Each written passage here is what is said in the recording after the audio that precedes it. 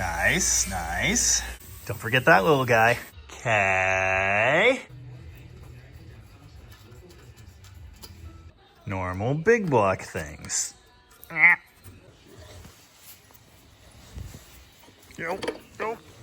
Need more hands. Nice. Not so good. Much goodlier. Big block noises.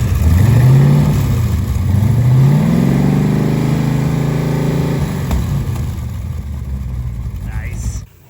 Boop. Somewhere in all this garbage, there's some garbage that's less garbage than our current garbage. I hope I can find it. So close, but the paint on the pan's still drying. Oil panned. Greasy boys. NOS Chrysler steel shim head gaskets. That's right, only the finest for this guy. The factory used the forbidden steak sauce sealant on these, but we're running a little low on that and it also makes a horrible mess. So I'm gonna do the copper coat this time. Apparently breaking in an unrelated 383 is an important part of building a 446 barrel engine. Sounds pretty good. I don't want to talk about it. Nice clean rockers, shafted. Getting way too quick at these. Glug glug.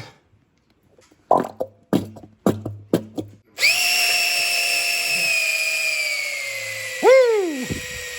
We have an intake, not the intake. It's lacking a good few barrels. Also all this stuff. Okay. I swear these were designed to leak. Anyway, why is that? Huh. Party, I guess?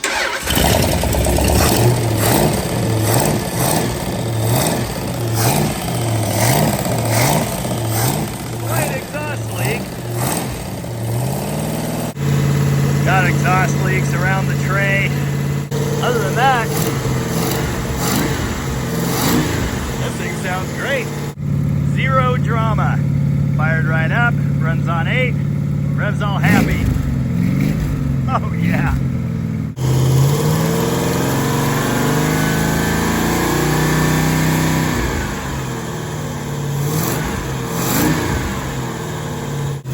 No horrible flow-by, no fluids pouring out yet. Need to snug the valve covers. The valve cover and oil pan Torker 5000, so I don't bend stuff. Just snug it with that. It's probably good. I just have to go back and do that about 3 times. All kinds of good news.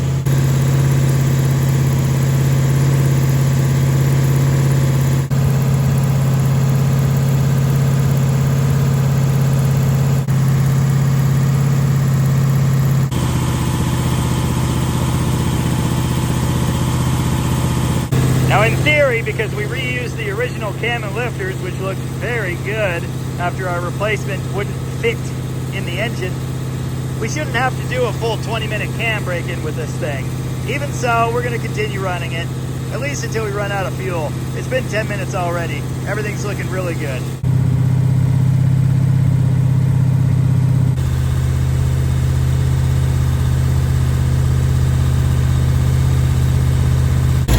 Nice.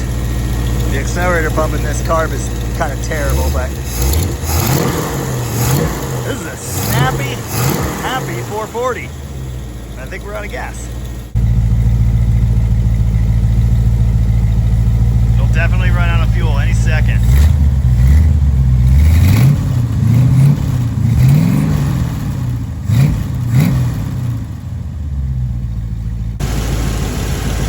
Hey, that cap's broken, by the way.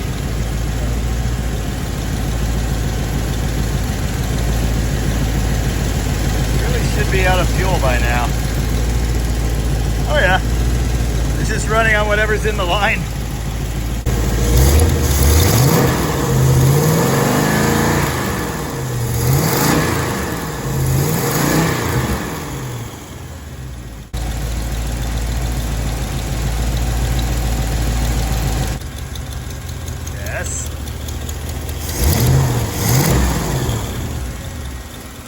Apparently this thing is really fuel efficient.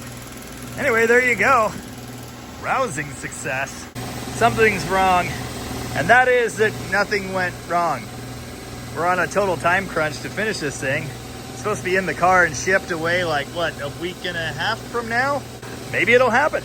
And now we're gonna strip off our run stand gear real quick, get it back on an engine stand, and start detailing it. Still hot. Hey, did you know hot things are hot? Well, they are. Waterfall technique, flawless. Nothing to it. Still hot. We're basically like a NASCAR pit crew. I don't want to talk about it.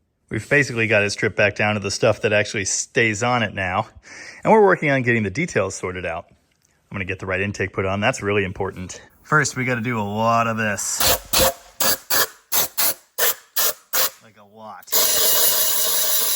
Did you know these intake valley trays are reusable? It's really handy. Oh, that's not lined up. Look at that! This is the original 6-barrel intake off this engine. It's cast iron, and as you can probably tell, it's not in the best of shape. Unfortunately, we have to use it anyway. The same is true of our special C-Body HP exhaust manifolds. We probably could find some different ones, but they probably wouldn't have the right date code, and they certainly wouldn't be the ones we took off the car. They're in usable shape. They're pretty pitty in places, but we're going with it. Even got the correct spark plug wire guard put in time. Had to pull 2 head bolts to do that, torque them back down with it in place, checked these, and they're still perfectly to spec, so I will not be doing a full head bolt retorque, which is just great. That saves more time. Time we don't have. It's November 3rd now, and this thing needs to be shipped to McCacken in like a week and a half. Apparently, we're putting the car together on Thursday. Hopefully, we have a whole Sport Fury GT's worth of parts by then. The last not rainy day for probably a really long time around here is tomorrow, and this engine has to be painted.